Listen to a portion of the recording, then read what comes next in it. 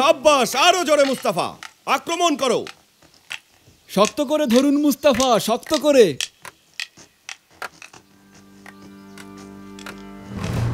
যাব না, জুম্মার পরে জনসাধারণের আপনাকে লেখা চিঠিগুলো কি দেখবেন? হ্যাঁ অবশ্যই, দেখা যাক ওদের কি দাবি দেওয়া। একটা নিয়ে পড়ো দেখি এখন। জোরে মুস্তাফা।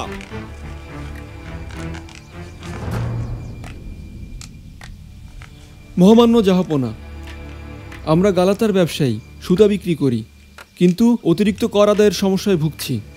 দেবলেতি আলিয়াকে কর আমরা অবশ্যই দিব, কিন্তু ভেনিসীয় ব্যবসায়ীরা আমাদের কাছ থেকে অনেক কম দামে মাল কেনে আর অনেক কম শুল্ক প্রদান করে। ওদিকে নিজেরা বেশি দামে বিক্রি করে অনেক লাভবান হচ্ছে। আমরা ন্যায় বিচার চাই। দেখেছেন পীরে পাশা, আমি কি বলেছিলাম? ভেনিস থেকে আগের চাইতে আরো দ্বিগুণ কর আদায় করা হোক, আর ক্ষুদ্র ব্যবসায়ীদেরটা কমানো হোক। রাজস্বের উজিরকে এক্ষুনি খবর পাঠিয়ে দিচ্ছে। তোমার আর কিছু বলার আছে পারগালি? জিনিচিরি আর আকিঞ্জিরা অভিযানে যেতে চায়, বড় কোন অভিযানে। বিদ্রোহীদের সাহস একটু বেড়েছে, ওদের দমন করে আসি যদি আপনার অনুমতি থাকে। গতকালই ফেরাত পাশা ৭,০০০ জিনিচেরি নিয়ে প্রতারক গাজালির শিরচ্ছেদের উদ্দেশ্যে রওনা দিয়েছেন। বড় অভিযানের জন্য বড় প্রস্তুতি দরকার। আমাদের প্রথম লক্ষ্য রোডস। কামান আর সৈন্য তৈরি হয়ে গেলেই আমি আমার মরহুম বাবা আর পূর্বপুরুষদের ইচ্ছা অনুযায়ী যুদ্ধ ঘোষণা করব। আক্রমণ করো মুস্তাফা।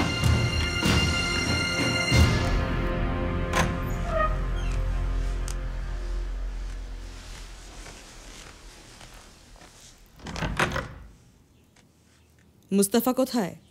সকালেই ইব্রাহিমের সাথে গিয়েছে। জুম্মার নামাজের পর ওর সাথেই থাকার কথা।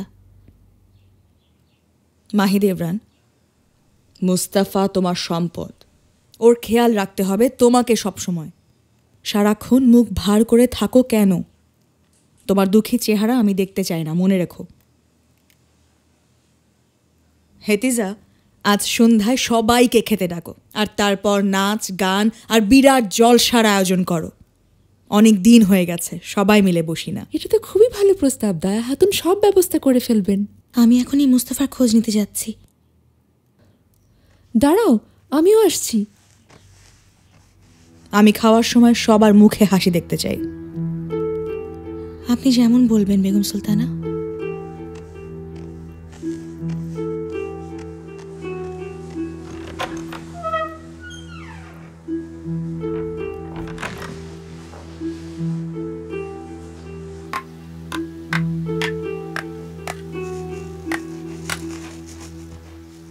কাল রাতে বেহালা বাজাচ্ছিলে, খুব ভালো। তোমার বেহালার সুর হুররামের খুব পছন্দ হয়েছে। হুররাম? ও এখন আর আলেকজান্ডার নেই, ওকে হুররাম নাম দিয়েছি আমি। হুররাম, আর হুররাম মানে কি তা তুমি নিশ্চয়ই জানো পারগালি। বাহ, বেশ কাব্যিক নাম। অসম্ভব সুন্দর একটা নাম দিয়েছেন আপনি। ও আমার ভেতরের কবিকে আবার জাগিয়ে তুলেছে ইব্রাহিম। মুহিব্বিও জেগে উঠছে ধীরে ধীরে। মুহিব্বি খুব বড় একজন কবি। মুহিব্বি বলেন, হে আমার বন্ধু, আমার আত্মা তোকে সমর্পণ করলাম। তোর যে ধনুকের টানে আমার বক্ষ বিদীর্ণ হয়ে যায়, আমি যদি ওই ধনুকে বিদ্ধ হতে না চাই, মৃত্যু যে তুচ্ছ যদি তার মুখোমুখি দাঁড়াতে না পারি, তবে আমাকে মানুষ হিসেবে গণ্য করিস না। তখন আমার অস্তিত্ব, আমার জন্ম যে বৃথা। বন্ধু, আমার মন তো দিয়েই দিয়েছি তোকে, আর যদি আমার প্রাণও চাস তাহলে বলবো এই প্রাণ তো আমি কবেই তোর নামে উৎসর্গ করে দিয়েছি দোস্ত আমার। আমি তো ভুলেই গেছিলাম, তোমার তো ভালোই মনে আছে। অনেক সুন্দর কবিতা। মহিবি তো ভালোই লেখে, কি বলো পারগালি? কে দাও, দেখো আমার ছেলে কি করছে। ক্ষমা চাও, নালে গর্দান যাবে। ক্ষমা করুন শাহজাদা, প্রাণ ভিক্ষা দিন। বাবা, বাবা, আপনার সৈন্যকে আমি হারিয়ে দিয়েছি। কিন্তু আমাকে হারাতে পারবে না, আমি আসছি। মুস্তাফা সাবধানে, আপনাকে হারিয়ে দেবে। শক্ত করে ধরুন। ভালো, হ্যাঁ হ্যাঁ, দেখে দাও। আক্রমণ, চমৎকার, চমৎকার। হ্যাঁ, সাবধান। এসো এসো, দেখেছো তোমাকে হারিয়ে দিলাম।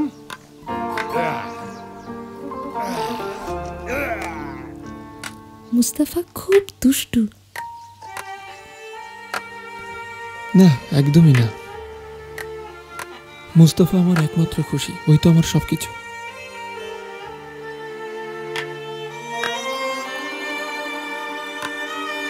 হেরে গেছো, চলো এখন।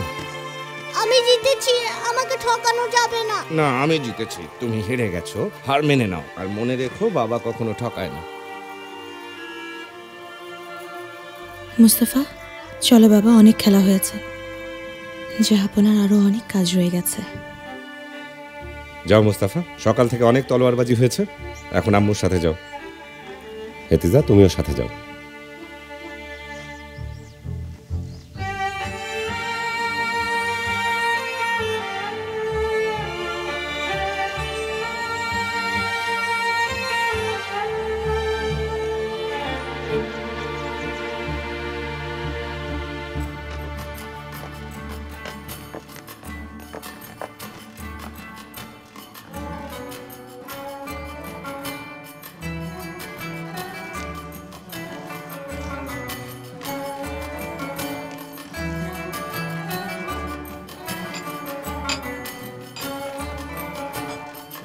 হুররাম, এদিকে এসো, দেখো কি সুন্দর সাজানো এখানে।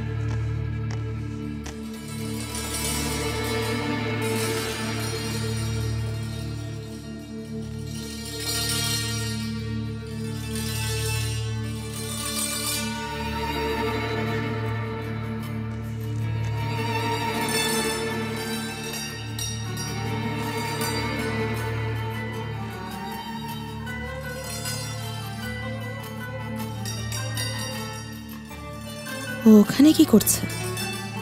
এমন ভাবে তাকিয়ে আছে যেন ওই প্রাসাদের মালিক। আলাদা কামরা দেয়া হয়েছে হুররাম খাতুনকে।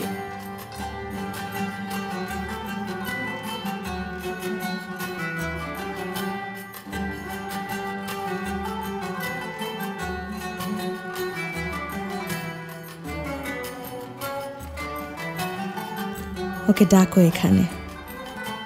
কিন্তু বেগম সুলতানা এখানেই আছেন, ওনার যদি আপত্তি থাকে। আমাকে বুদ্ধি দিচ্ছ গুলশা? মাথা ঠিক আছে? যা বলছি তাই করো।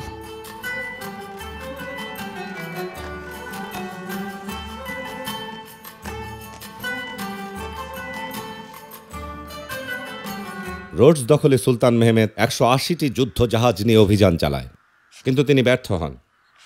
পরে আমার দাদা বায়েজিদ আবার একই চেষ্টা করেন, কিন্তু তিনিও ব্যর্থ হন। রোডস আর ভেনিসের দস্যুরা মিলে আমার দাদার সৎ ভাইকে বন্দি করে আমাদের বিরুদ্ধে কাজে লাগানোর চেষ্টা করে।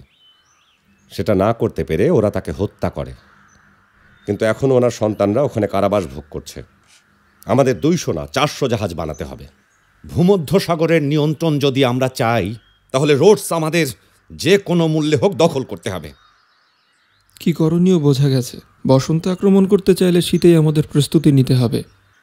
যাব না, রাতের সময়টুকু বেশি পাওয়া যাবে। রোডস দখল করা কঠিন হলেও ভেঙে ভেঙে এগোলে আমরা সফল হব।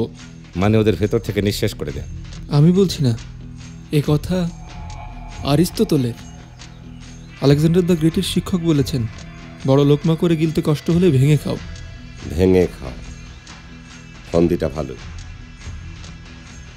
তোমার পছন্দের লোকদের রোডসে পাঠাও বণিক হিসেবে। ওদের কাজ হবে সাধারণ বাসিন্দাদের সাথে মিশে ঝামেলা উস্কে দিয়ে নিজেদের শক্তিশালী করা, আর সময় মতো আমাদের জন্য প্রাসাদের দরজা খুলে দেওয়া।